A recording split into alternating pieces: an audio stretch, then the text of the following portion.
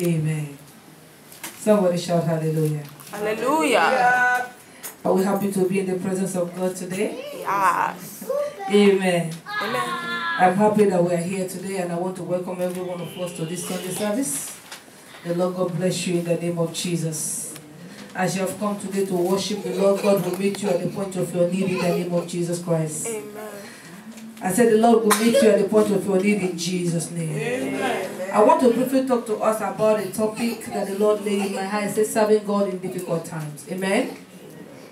Difficult times are times that people find it very difficult to relate with God. Because when there are difficult times, the people tend to look for solution in an other way. And you know the unfortunate thing is this. Even the church folks, the people that name the name of the Lord, the people that are considered to be Christians, the people that are considered to be people of God, have also gone seeking for solution in another dimension, in another way that is not the word of the Lord during their difficult times. But I want to show us somebody in the scripture where we read with our Bible reading the man called Job.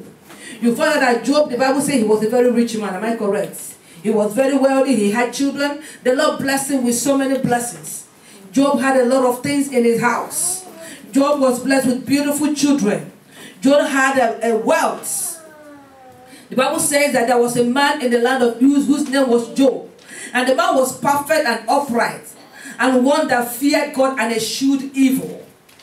Look at the description that the Bible gave to Job. In Job chapter 1, the description, that he was a man that feared God. He eschewed evil. He does not like evil. He does not communicate with evil. He does not relate with evil. He was a perfect man. He feared God. He loves to do whatever that pleases God. Whatever that will glorify God, that's what Job wanted to do. Job was a man that loved to be in the presence of God. The scripture said that he eschewed evil. He doesn't like evil. And verse 2 says, and there was born unto him 7 sons and 3 daughters. Listen, Job had 10 children. Amen? Job had 10 children. Unto him was born 7 sons. I mean, a man that has a large family like that. He has 7 sons. He has 3 daughters. Pretty girls. Now look at verse 3. His substance was also 7,000 sheep, and 3,000 camels, and 500 yokes of oxen, and 500 she-asses, and a very great household, so that this man was the greatest of all men of the east. Mark the word. In the eastern region of his nation, he was the richest. He was a very wealthy man. He was well known. He was somebody that people will come to him for need. He was somebody that was very wealthy. His name was very renowned. He was a very influential man. What in our own generation we call a public figure. Amen? That was the position that Job was. So Job was well known. But a time came in the life of this same great man. This man that had 7 sons and 3 girls. This man that had so many wives. A time came in his life that he was in a difficult situation. People of God, hear this. How would it be that a man that has 10 children will lose the 10 children in one day? Is somebody understanding what I'm saying? We are parents here. A man that has 10 children, 7 boys. All of a sudden somebody would have run to you and said, your kids where they went on picnic.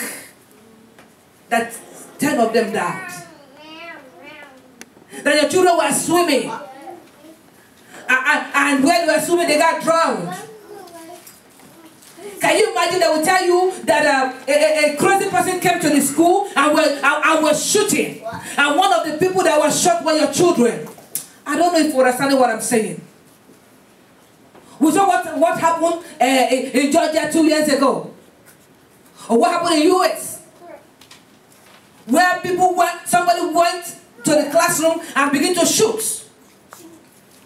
Can you imagine if a family has 4 or 5 kids in the same class or in the same school and 5 of them were killed in that incident? You know what kind of family will go through? Is somebody getting the picture I'm trying to create? This was the situation of Job in this scripture. Job had 7 boys and 3 girls. But it came into his life that he had a very traumatic situation. A very difficult time. Time that he would look up and say, what is going on? Why am I worshiping God, sir? If God was God, why was he when my kids were killed? All these years I've given my service to God. All these years I've worshipped God. And right now, the Lord was there. He allowed my children to be killed. But you know something? Before that incident happened, I want you to mark this what I'm going to say right now. People are going to listen. The spiritual controls the physical. Are you hearing me? The spiritual controls the what? The physical. If you do not win your battle in the spirit, you cannot win in the physical. Is somebody got what I'm saying? I will explain more onto that when I get to how we can overcome during difficult times. If your battle is not won in the spirit, people of God, hear me. You cannot win in the physical because it is the spiritual that controls the physical. Now, Job was comfortably sitting there in his house, or maybe sleeping, or maybe having dinner with his wife, and the kids were there having their own party, and something was going on in the spiritual realm. The devil was moving through and for people of God, hear me. You cannot stop the devil from moving around. He was moving around, and God said, listen, have you considered my servant Job? Don't you see how Job lost me? Don't you see that Job is a prophet man? This is what's going on in the spiritual realm. It wasn't in the physical. Are you understanding what I'm saying? There are times that the enemy will look at the blessings of God upon your life and they say, listen, if only we can take away her job, let's see how far she can stand to worship God. Some of us have money, we can't come to Bible study. Can you imagine when that money is taken away from us? We will have no excuse not to come. Because we say we cannot buy guys in our car. Is somebody understanding me? So this is what's going on in the spiritual realm on behalf of Job. God told the devil, said, look at this man. He is worshiping me with his whole heart. And the devil now went and said, listen, God, why won't he worship you? He has 7 boys. 7 boys. So if he dies, he has people that will carry his name. Why would he worship you? He has 3 beautiful girls. Say, God, what are you talking about? You didn't stop there. You gave him a lot of blessing. In the eastern region where he dwelt, he is the greatest man. So God, give me reasons why Job will not worship you.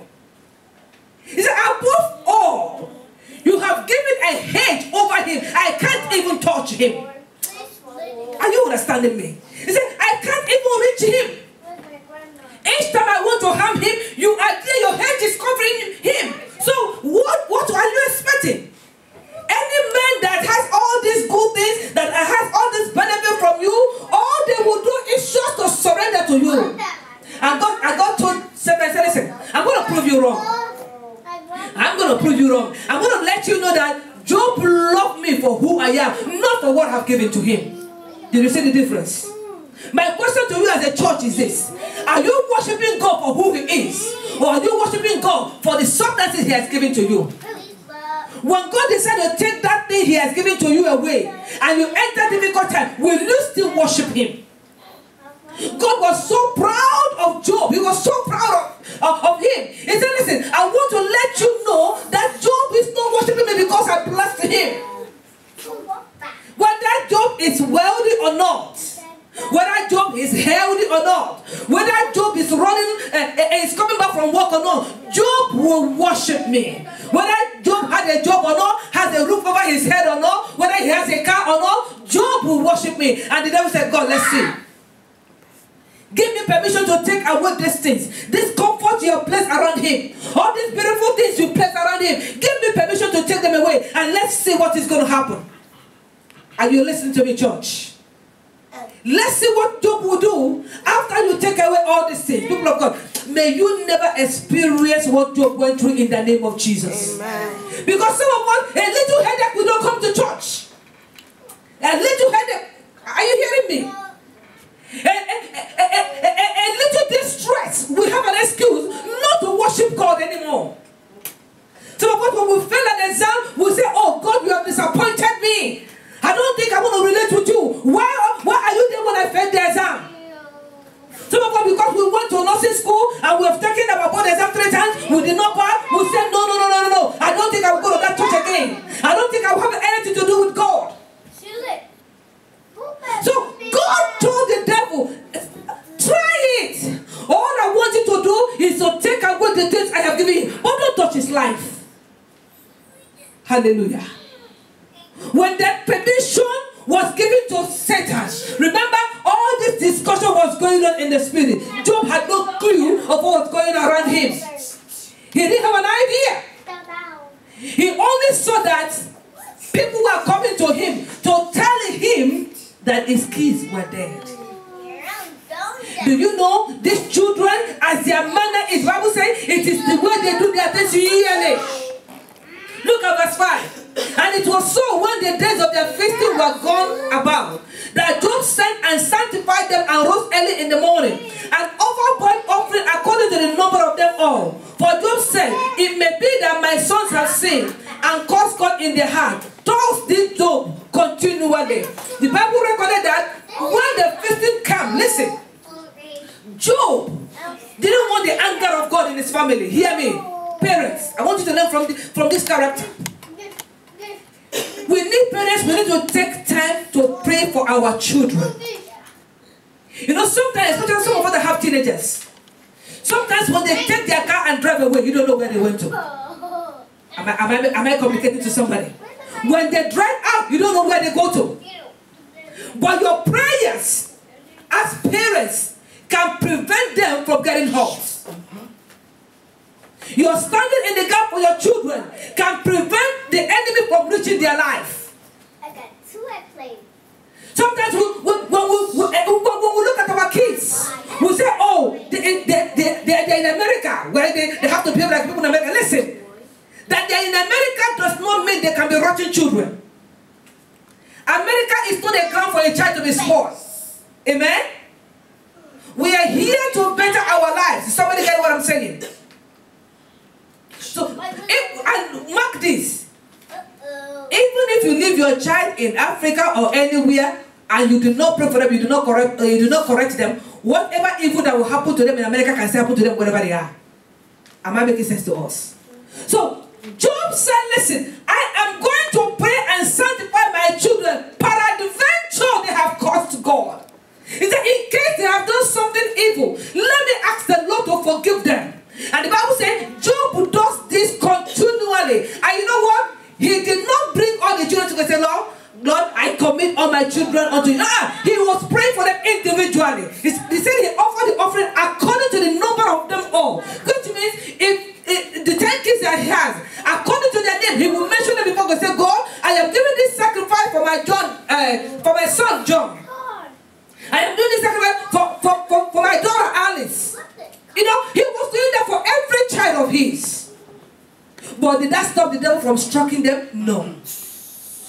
It didn't stop the enemy, because the enemy was so jealous of the relationship that Job was having with God. Difficult times. I want you to know that difficult times are hard times. Difficult times are hard times. Times that is so hard. Listen, a hard time for a man will be a time of joblessness. Am I making sense to us? A hard time for a man could be a time that your house is going for closure. A hard time for a man could be a time that, listen, the man that you brought to this country and you trained after becoming a medical doctor say, listen, you are not my class. We've heard those stories, right? Difficult time could be a time that you just bought a car and the car have an accident. And meanwhile you have a car note on it. Difficult time could be a time that you are coming back and they say your house caught fire. Your house is burning. There are hard times that are very, very traumatic for an individual. It's a difficult time. Difficult time could be a dangerous time. Hear me this, dangerous time. One of my sisters in Maryland, I called her and she was telling me, did you hear? I said, yes, the Reverend told me. She said she went to the gas station to buy gas. Meanwhile, she dreamt about it the day before. She went to the gas station to buy gas. Somebody called her and she picked up her iPhone, but left her bag in the car. By the time she could come back to the car, they broke her window and took her bag. I know the funniest thing, somebody sent her money from Africa to buy her a car, and she had cashed the money. The money is in that bag. Are you understanding what I'm saying? Money that does not belong to her, thousands of dollars, what's in that bag? She had an appointment with a car dealer to give them that money. But she ran out of gas. She said, let me buy a little gas. Unfortunately, she left the bag in the car. They broke her car, took the bag. She was telling me, she said, I've not even got to police report. And the unfortunate thing is in there that even her passport, her international passport, was also in the bag. Her social security, her ATM card, everything in the bag. For her, that is a difficult time. Because if you look at it, she's going to be paying back money that she didn't spend. Are you understanding what I'm saying? Difficult times. Dangerous time could be a time when a man traveled and you get kidnapped. Those are dangerous times. When somebody put a gun on your head and you know if you do anything, they're going to shoot you to death. Those are difficult situations. Those are difficult times. Hallelujah. Hallelujah. Amen. A difficult time could also be a time of loneliness. A time of loneliness. I went to my tailor yesterday to give us some material to make for me. And a woman walked in there. Listen to this. A woman walked in there. She was trying to make clothes for, for her kids. After the my tailor told me, he said, she just lost her husband a few days ago. And I look at her. Because she was telling the tailor, said, bring down my pride, you know, that she's a widow. And I look at her, why she going to say, oh, she just lost her husband. Listen, for that woman, she is in a period of loneliness. It's a difficult time for her. A man that she left her country and they both came here. Now the man is no more. Her companion is no more. Difficult times. Time of loneliness. Time when a woman will be going through the rejection. You love a man and the man is not loving you in turn. You love a woman, the woman is not loving you in turn. They are difficult times, people of God. They are dangerous times. But the difficult times has its own challenges. One of the challenges of difficult times is that most doors or all doors will be closed. Have you ever seen somebody who is looking for a job? Wherever that individual fills application, they will not call you for interview. Doors are closed. You begin to ask yourself, what am I doing wrong? Have you ever asked yourself that kind of question before? What am I doing wrong? What is it that I am doing wrong? Why am I not breaking through? Why am I not making it like others? Why is it that when I do this, I will not succeed? When others do it, they will succeed. Doors are being closed. Every door around you get closed. Wherever that you want to go to, it looks as if maybe it's all a dead end. Difficult situations. So the challenges of difficult time is that closed doors. That's literally closed doors. Another challenge you can have during difficult time is that help will be coming from nowhere. Is somebody hearing what I'm saying? No man want to help you. No individual want to help you. It looks as if maybe once they look at your face, they get repulsive. They don't want to associate with you.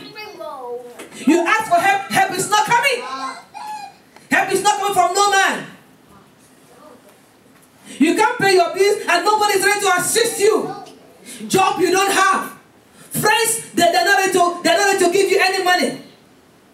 So, difficult times have great challenge of no help coming from anybody. Another challenge you see people experience during difficult times is that people will begin to mock you. That will never be your portion in the name of Jesus. People will begin to mock you. They say, look at her. She has been in this country for all these years. There is nothing to show for it. You will travel to your country and they'll be telling you, how long have you been in that your country? How long have you been in that place that you went to? Why are you coming back with nothing? They will mock you. Even the people that are your workmates. Once you buy, they'll say, ah, look at her. She doesn't drive a good car. Difficult times. They will not begin to mock you. So one of the challenges an individual will face during difficult times is mockery. People will mock you to scorn.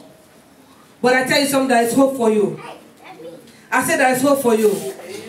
One other challenge that people face during difficult times is constant tears. You will see them, they'll be crying. And if they don't take care, depression will set in. Amen? Constant tears, they will be crying.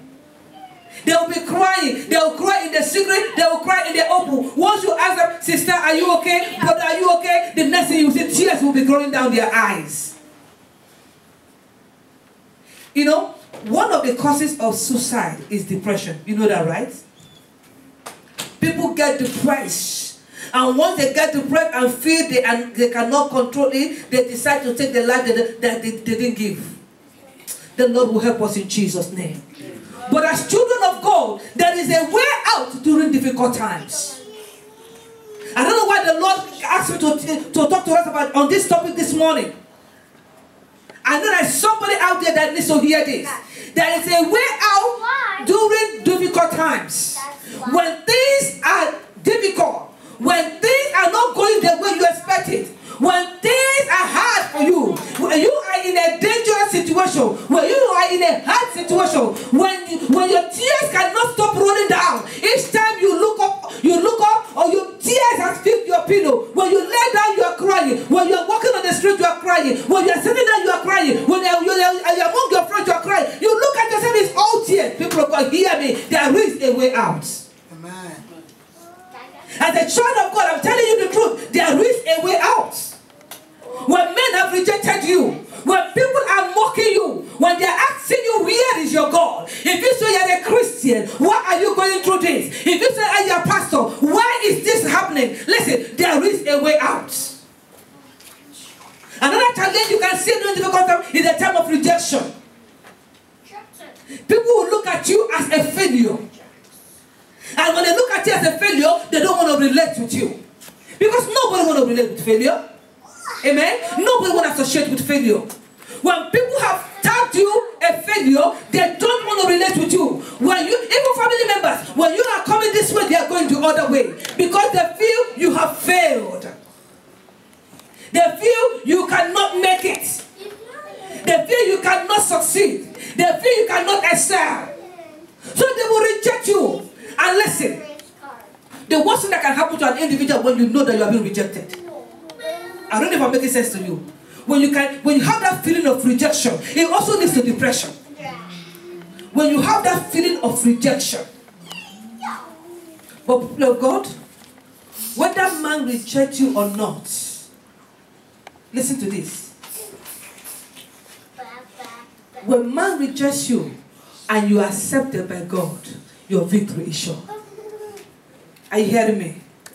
If man rejects you, but God did not reject you, your victory is sure. Now, I want to talk to us briefly on how we can overcome, how we can serve God fervently, how we can serve God effectively during difficult times. Because I have realized that difficult times, sometimes it pushes people away from God because they will begin to look for solution in another way.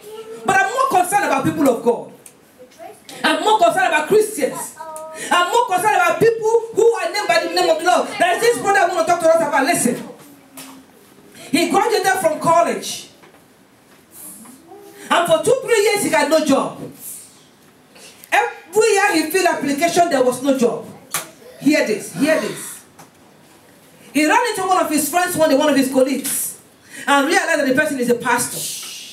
He said, oh, I know you're going to be a pastor because the way you are doing, even when we're doing our youth service, I know that definitely you will end up being a pastor. But hear this. One thing he did not realize is this, that this person he said he knew was going to be a pastor was actually called by God to be a pastor. But coincidentally, hear this, coincidentally, he was in this guy's house when the church secretary came to report the finances of the church to him, that he has made the deposit. So he had the amount that was collected. He was like, oh my goodness, this guy is the money. In his brain, he thought the church money belongs to pastor only. I don't know if I'm making sense to us. So he decided to seek for solution. His hard time solution outside God. He went and began to do what he's supposed not to do. Begin to put his hands in what he shouldn't put his hands in. And eventually, unfortunately for him, one day, he broke one of their covenants. I think they told him that all the days you'll be running this, you're not supposed to take honey. Unfortunately, the housemaid, they put honey for him in a cup. Immediately he drank it, he started coughing out blood and died. Is somebody hearing me? And the other guy is there doing what God is asking him to do. So I want you to know that there are things to do during difficult times. So dangerous or difficult times are not the time for us to shift away from God. One of the things that you must to do during your difficult, and listen, people of God, hear me. One of the things that you must to do, you must to do during your difficult times is to realize that God is in charge. Is somebody get what I'm saying? I want you to know that during difficult times, you must to know that God is in charge. He said, I will never leave you nor forsake you. But you know, because the times are so difficult, we forget the promises of God. Listen. If the president of your nation, from the different nations where we come from, amen, and the president of your nation gives you a word, say, listen, come back to Nigeria, come back to Liberia, come back to Ghana, come back to Egypt, or wherever you come from, come back, I am going to make you a minister. Do you know who will take that word seriously? Am I correct? You will quickly resign your job here, the next available flight you are in your country. As long as that statement is from the president of your nation, you will go back. And you know the first thing, even if the man did not fulfill his promise and you are still around him, you'll be happy. Because in your thinking, you will be getting something from the government. But how then do we not believe the word of God when we're in difficult times? God said, I will never leave you nor forsake you. So, the way to serve God during difficult times, because my topic says, serving God in difficult times.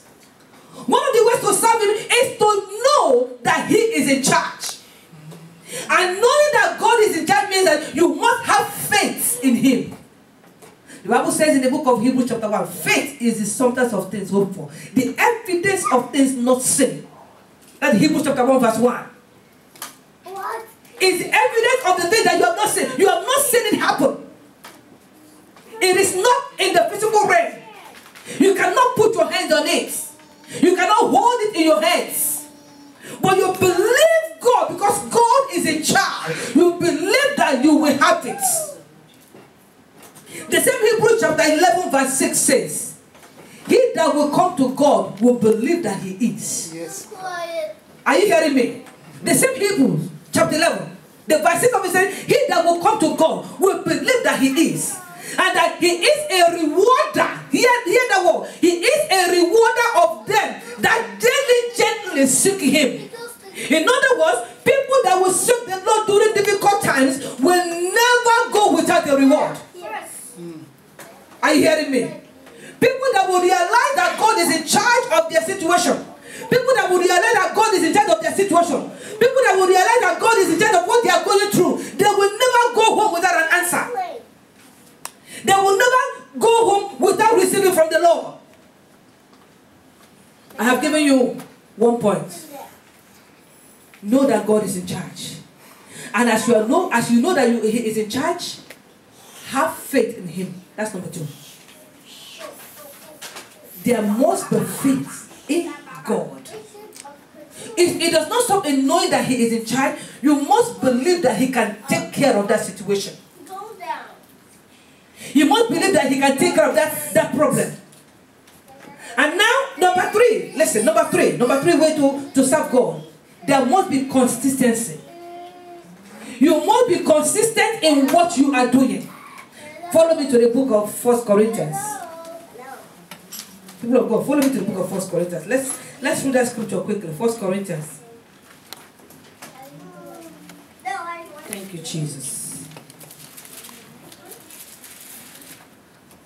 Thank you, Jesus. 1 Corinthians, I want us to look at chapter 15, verse 58.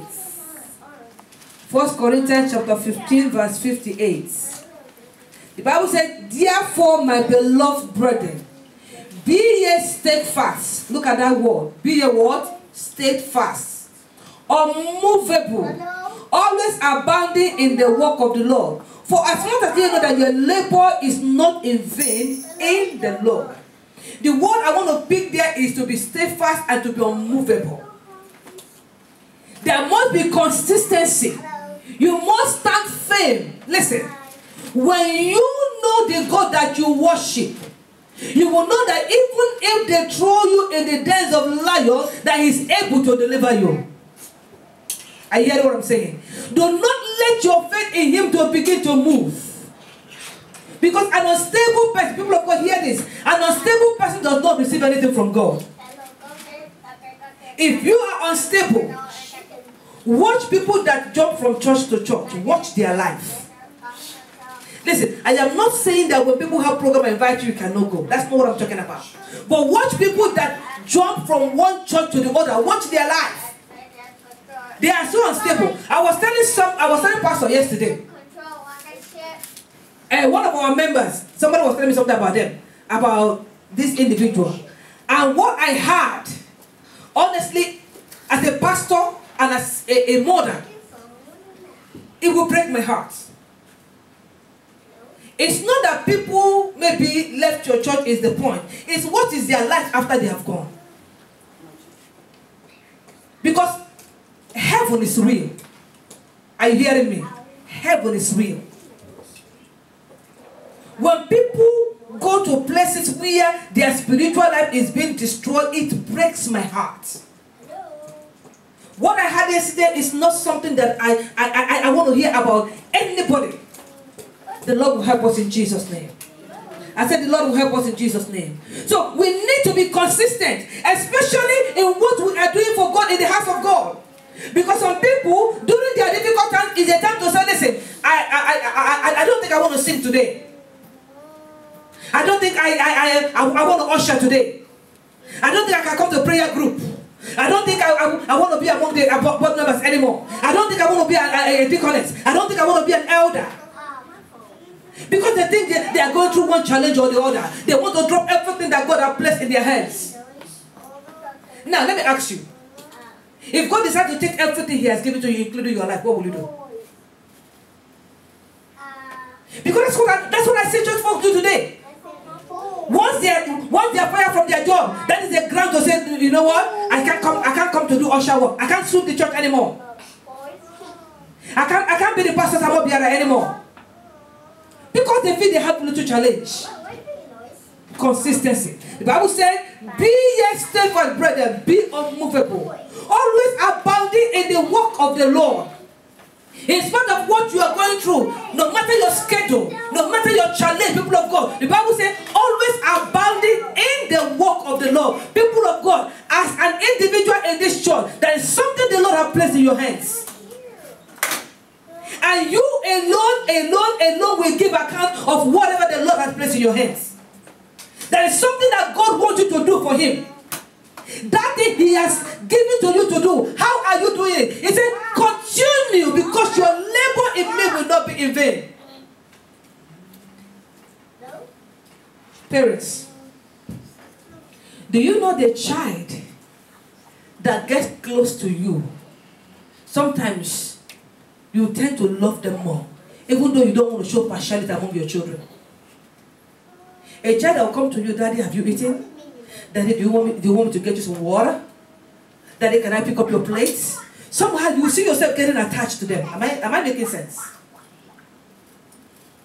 Because that child always come to your aid. Always come to you. The child that will call you on the phone and say, Daddy, where are you? When are you coming back home? Mommy, where are you? Mommy, you're supposed to be home at 8 o'clock. This is 8:30.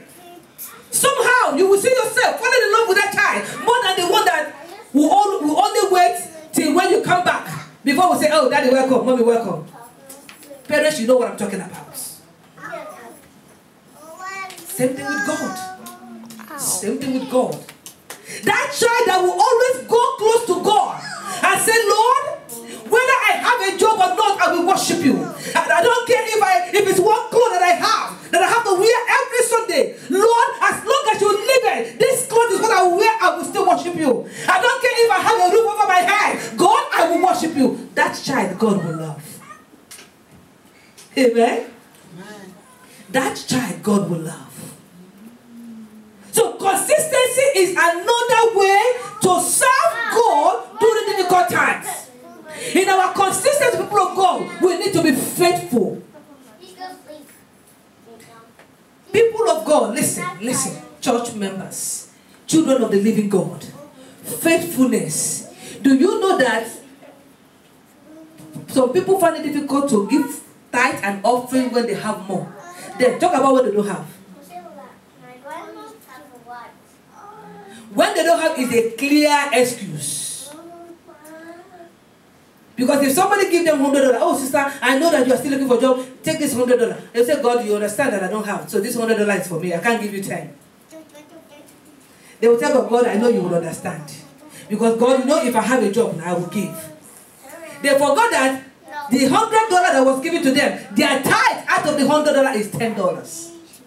And God will be looking at you. If you cannot give me $10, how will you give me $1,000 when I give you a job that will give you $10,000? Do you understand what I'm saying?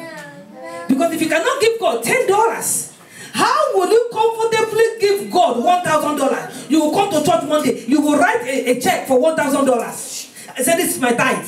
How will you do it?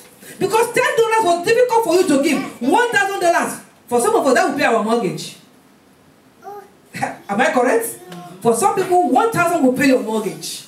And you'll be like, no, I'm going to use this money for mortgage. Some of us, it will pay our car note for 3 months. Or 4 months. You will say, oh, no. This is going to be for my car note for 4 months. And for some of us who like, you will say, by the time I go to Macy's and get me some good suit and I go to Sears, no, this $1,000 is too much for me to give.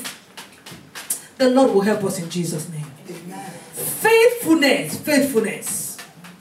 You need to be faithful in the little you have. You need to be faithful with the much you have. During difficult times, faithfulness will make you excel. Serve God in faithfulness. Serve God with your substance. Serve God with your time. Serve God with your life. Serve God with your knowledge. Serve God with your hands. Serve God with your voice.